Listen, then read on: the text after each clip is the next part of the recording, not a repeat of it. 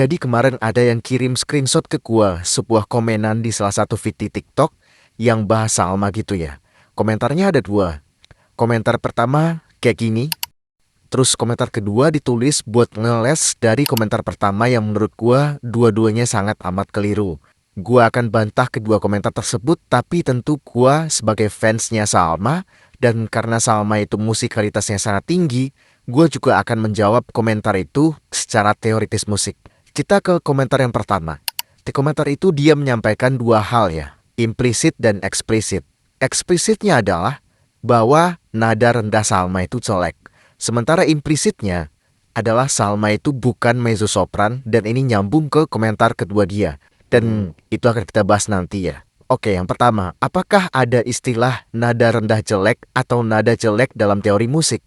Jawabannya adalah nggak ada sama sekali. Secara terminologi itu udah salah gitu. Dalam dunia vokal hanya ada istilah pitchy atau istilah yang umumnya kita kenal adalah false, yaitu nadanya meleset atau nadanya nggak duduk gitu loh. Sedangkan jelek, bagus, enak, nggak enak, itu diucapkan dalam konteks selera. Jadi kesalahan pertamanya udah ada ya di situ. Bahkan menyampaikan tudingan pun dia udah salah gitu. Oke, kalau misalkan yang dia maksud adalah nada rendah Salma itu pitchy atau false, pertanyaan gua di penampilan mana yang dia maksud? Nggak diterangin juga di situ gitu.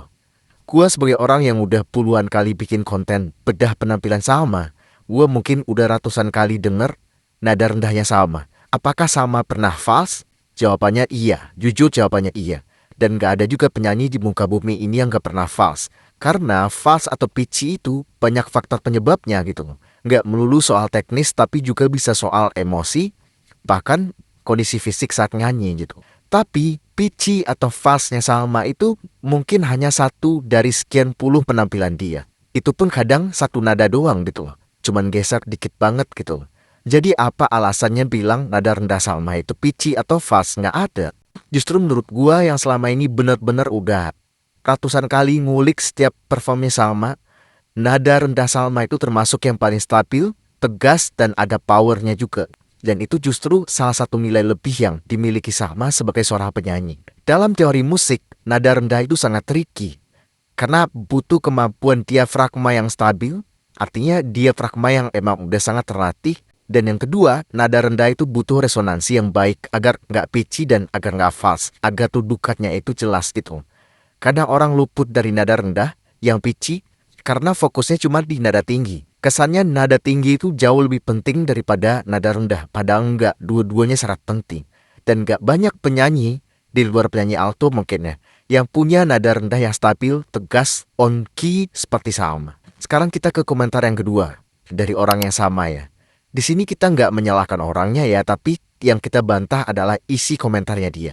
Yang gue tangkap dari komentar kedua dia ini, selain ngeles adalah nada rendah Salma jelek jika dikategorikan sebagai mezzo-sopran.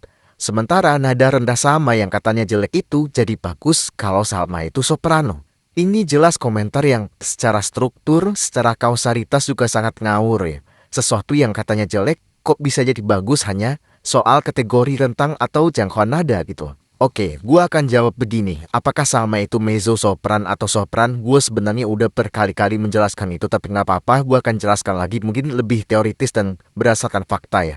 Fakta yang pertama, Salma sendiri beberapa kali bilang kalau jangkauan nada dia itu nggak terlalu tinggi.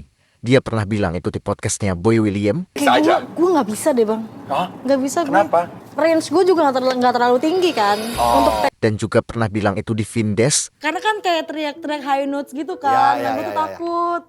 Udah bukan suara kamu tinggi ya? Nggak terlalu sih.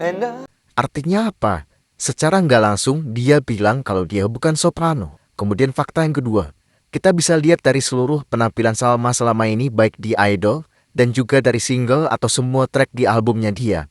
Rentang nada yang dipilih Salma itu ada di ranah mezzo sopran, di tengah-tengah gitu loh. Nada tengahnya Salma itu ada di kisaran G4 atau tertingginya mungkin bisa di B4, di mana itu adalah nada tengahnya mezzo sopran. Sementara untuk mix voice-nya dia, kebanyakan mainnya antara C5 sampai D-5 dan sesekali doang naik sampai E-5 atau F5 gitu. Nah, gua adalah salah satu orang yang mengkategorikan penyanyi berdasarkan rentang nyaman vokal mereka. tentang mana yang paling dominan dipakai oleh si penyanyi. Itulah yang gue simpulkan gitu. Makanya gue menyebut Salma itu mezzo-sopran. Terlepas secara teknis atau jangkauan nada, kalau misalkan jangkauan nada Salma itu benar-benar diukur, lalu jangkauannya sampai ke soprano, itu lain hal gitu. Tapi sekali lagi, gue melihat mengkategorikan seorang penyanyi berdasarkan nada ternyaman mereka gitu. Dan satu lagi, ini gue kasih bantahan secara fakta, teoritis, dan argumentatif ya. Jadi lengkap gitu. Jadi bukan modal komen-komen, asumsi doang, nebak-nebak doang, bukan. Salma itu kecenderungan musiknya adalah jazz. Ini bukan gue yang bilang, tapi Salma sendiri yang juga bilang. Dan secara akademis, dia juga belajar jazz gitu loh. Dia udah tampil di panggung jazz yang beneran jazz, bahkan saat dia masih kuliah. Dan dalam berkarya pun, dia secara nyata masukin unsur-unsur jazz itu. Dan tahukah lo, khususnya lo yang nulis komen itu ya, dalam sejarah penyanyi jazz dari dulu sampai sekarang, itu didominasi oleh penyanyi alto dan mezzo-soprano. Apakah ada penyanyi jazz yang sopran? Ya ada, tapi mayoritasnya adalah mereka alto atau mezzo-soprano. Lalu apa kesimpulannya? Melihat semua performnya Salma, melihat semua hasil karyanya Salma, melihat influence musiknya Salma yang buat dengan pengaruh jazz, maka nyamannya Salma adalah sebagai mezzo-soprano. Dan semua itu klop gitu loh. Jadi dua komentar itu sangat terbantahkan kalau menurut gue. Kalau ada yang tetap punya pendapat berbeda ya silakan. Tapi itulah penjelasan dan bantahan dari gue yang mungkin masih sangat awam ini soal musik gitu. Oke, jadi itulah yang mungkin bisa gue sampaikan, yang bisa gue jawab dari dua komentar itu.